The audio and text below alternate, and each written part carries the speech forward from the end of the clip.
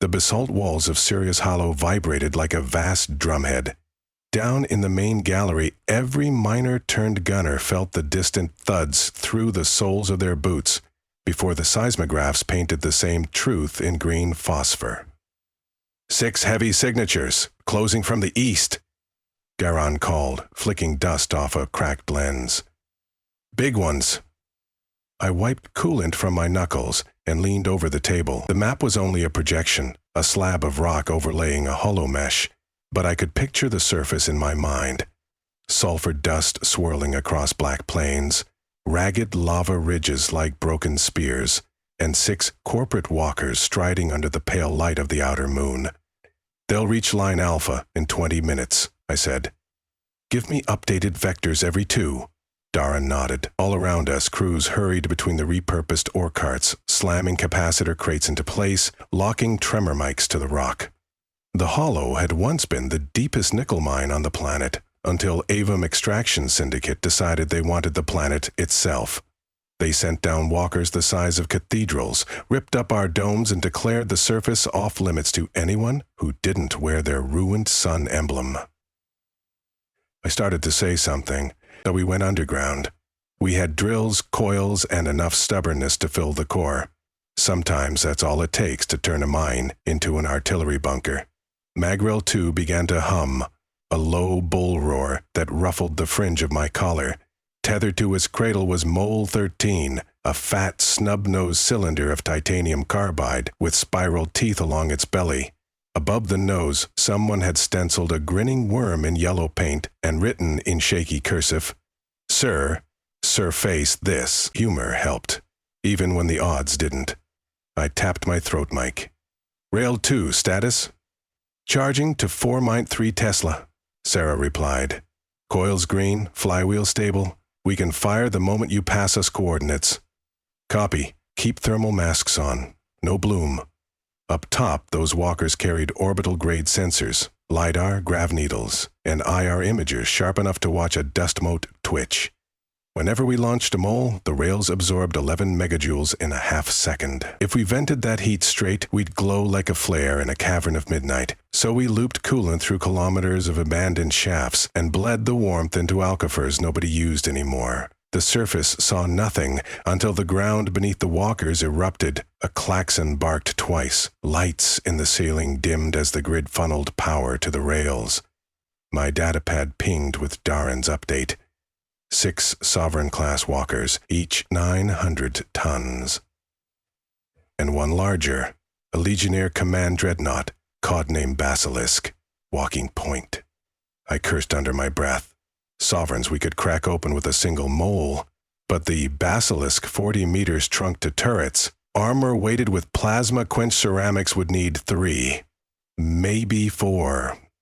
The cavern smelled of ozone and grease. Somewhere, water hammered pipes like distant drums. I pictured the Basilisk out there, its 4 legs hissing steam as it crossed the basalt flats, chin cannon scouring the dark for us. They believed we still had a surface redoubt. Let them search. I keyed the PCOM again. All rails ready for staggered salvo. We'll hit the Sovereigns first, drop them as shields, then focus on the Basilisk. Rail captains chimed acknowledgments. 8 voices, half men, half women, all hoarse from dust. I opened the security bars on the central terminal and shaped firing solutions, dragging icons through 3 dimensions of rock. The computer translated surface coordinates into subterranean arcs, adjusting for density gradients. A Megrail artillery piece does not loft its projectiles through air. It throws them into stone at 6 times sonic velocity.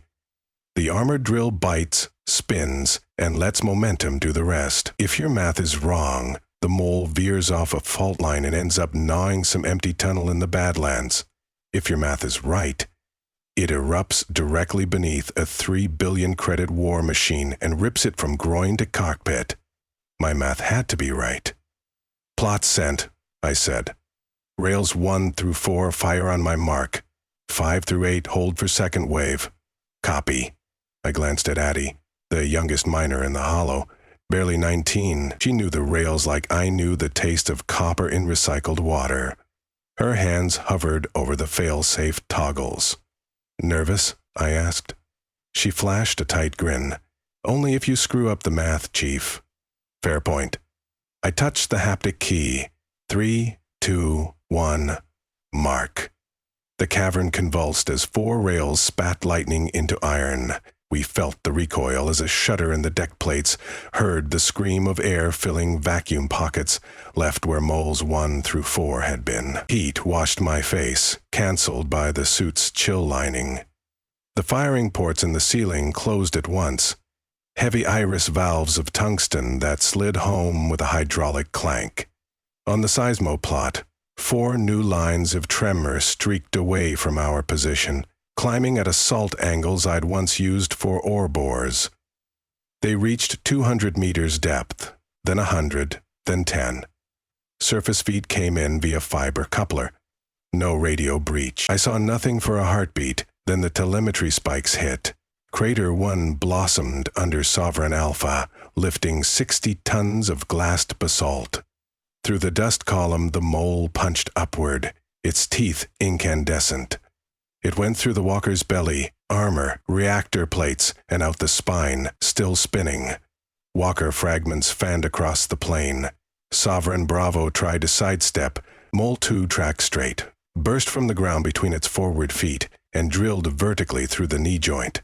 The leg exploded. The walker toppled sideways, legs windmilling, struck the rock and skidded, spilling sparks. Mole 3 missed the cockpit of Charlie by half a meter. It still cratered the hip reservoir and ignited fuel pods. Orange fire painted the cameras before the feed whited out. Mole 4, my personal calculation, threaded a path under 30 meters of granite and came up inside Delta's core. For a full second, the walker stood intact, only a plume of dust venting from its ventral armor. Then the mole's shaped charge kicked. Delta tore in half, each piece trailing fitful plasma. 4 walkers down, 2 damaged. The basilisk stopped. I saw it pivot, heavy head craning, nose cannon swiveling in search of the invisible gunner who had just deleted its escort. In the command caverns, cheers ricocheted off the walls. I let them ring for 3 seconds. "Save it," I barked. "Heat curve spiking. Avum's going to triangulate the coolant bleed any minute. Rail 5 through 8, new targets uploaded." My screen flashed red. Rail 6's status went yellow. Cooling lost. I slammed a fist on the console. 6, talk to me.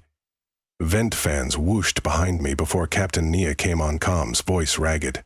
"At cryoloop cracked, Chief. Steam flood. We can't hold a firing temp." "How bad?" "Capacitor's intact, but the coils will melt if we charge again." The basilisk began lumbering forward, crushing slag heaps, all cannons tracking ground. Its AI had guessed our approximate depth. Not precise enough to just blast us yet, but I had minutes maybe. I eyed the target schema. Without rail 6, I only had 3 rails hot. That might dent the basilisk, not kill it. Unless... There was an old half-finished drill shaft. Shaft 87B bangled steep under what used to be Padrian Ridge. Never completed. The acoustic map flagged it as unstable, but it lined up nearly beneath the basilisk's heart. I opened the cell's intercom. "Miners to 87B. I need a launch cradle welded in 10 minutes. 10? Someone yelped. "The walls there are chalk. They'll collapse if we sneeze." "Then don't sneeze," I said. "Move." Addie tugged my sleeve, eyes sharp. "Give me a welder and 2 riggers. We can socket a launch wedge, tie it to 7's capacitor bus." "You're on it," I said. "I'll bring the mole." In storage alcove C, only 1 mole remained unassigned, number 17 longer than the rest. Compression coil tip, triple helicoid flutes. It had never been test-silled, too heavy for standard rails. Perfect. I slapped mag clamps along its spine, hooked the tram lines, and rode the cart toward 87B, sparks raining off overhead cables.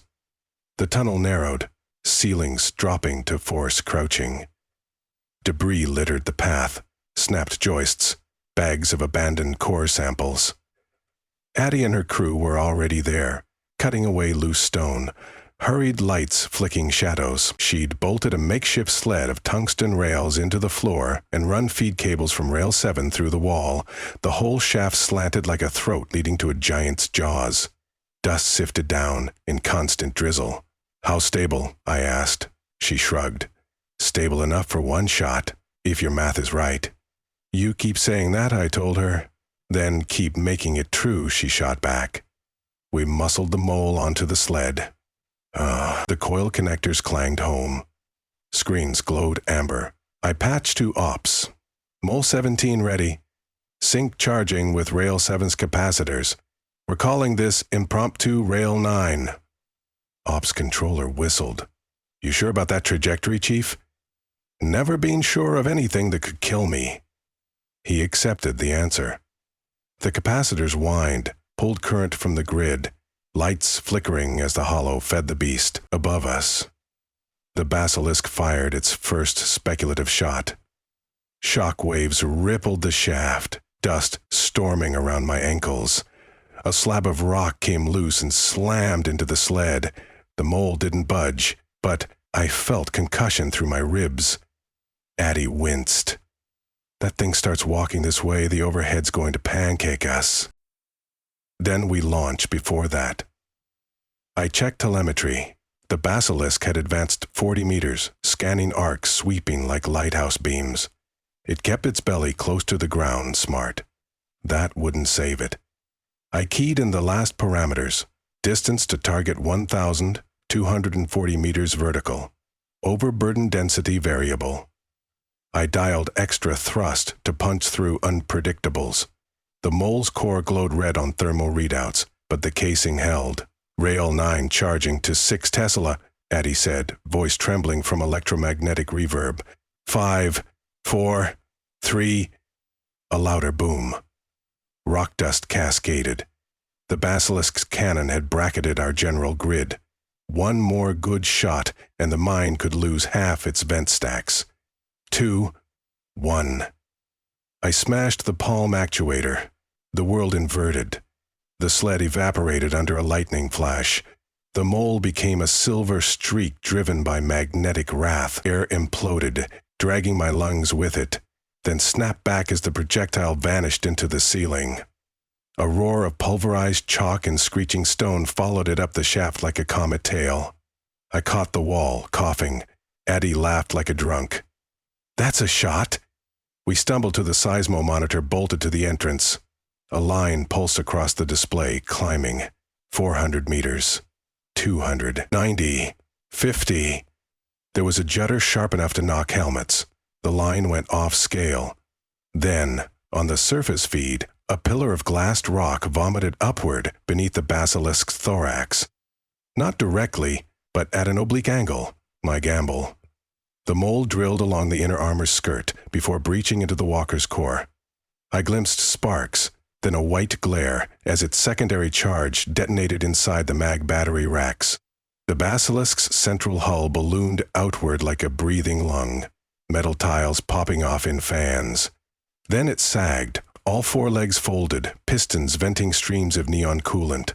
The command walker collapsed onto its belly, shaking the camera with a quake that turned basalt crust into liquid waves. Silence in the cavern lasted 3 heartbeats. Then, everyone talked, shouted, sobbed at once. No more shadows flickered on the seismo. Every walker was down, littering the flats like broken idols. For the first time in months, Cerberus Hollow was not prey. It was predator. I inhaled dust that tasted of victory and old stone. "Ops," I said on the main channel. "Status check all rails. Any damage we can't patch?" "Nothing critical," Deron answered. "We're still breathing." I nodded and looked at Addie's grime-macked face. "Nice welds, nice math," she replied. We headed back along the shaft, stepping over fresh, fist-sized chunks of rock. Behind us, technicians swarmed like ants over Rail 9's smoking remains, cheering, patting each other, already arguing about improvements for the next build. But a miner learns caution early. I climbed into the command loft and opened planet-wide traffic. Avivum's orbital relays pinged empty. No orders, no chatter. They'd gone silent the moment Basilisk flatlined. My gut told me they wouldn't stay silent. The syndicate never abandons an investment if it can still wring blood from stone. I gathered the rail captains around a crate. "Enjoy the win," I said. "But don't breathe too easy. Basilisk was the hammer. There's always a bigger hammer." "Heavy drop from orbit?" Nia asked. "Or a burring nuke to give us a taste of our own medicine?" I set my palms on the map. They know the surface isn't safe. They might decide to sterilize the strata. "So what's next?" Addie asked. I zoomed the map out. "We move. Strip coils, pack what we can, tunnel west to the rift mines. There's an abandoned maglev loop there, deeper than this. We'll turn it into rails 11 through 20, and we'll do it before their next wave can deorbit." Eyes met around the circle, tired, fierce. Nobody argued. We were miners. Moving rock was what we did. As they dispersed, a low tremor rolled beneath my boots. Aftershock from Basilisk's reactor vent. Nothing more, but I felt in it the planet's slow heart, pulsing through basalt and glass and iron. Cerberus didn't care who claimed its surface, who built walkers or launched moles. It had been here before us, would remain after. Yet for a sliver of time, in the tunnels we carved, we'd shaped its pulse to our rhythm. I slung my torch, headed for the elevator, and thought about the next hollow we'd build. Some called us rebels, terrorists, saboteurs, but our weapons were still drills, our battlefields still stone. We were miners who had learned to make the earth itself rise up against steel giants. Above, night stretched cold and empty. 6 ruined sovereigns and 1 shattered basilisk cooled on the plains, their broken cores glowing like dying embers. In a day their salvage crews would come. Maybe in a week. Avum's orbitals would send fire. But tonight, the hollow belonged to us. And in the hush between the quakes, I could hear the faint echo of a mole's spiraling song, fading into darkness, telling every tyrant with ears to listen that the ground beneath their feet had teeth.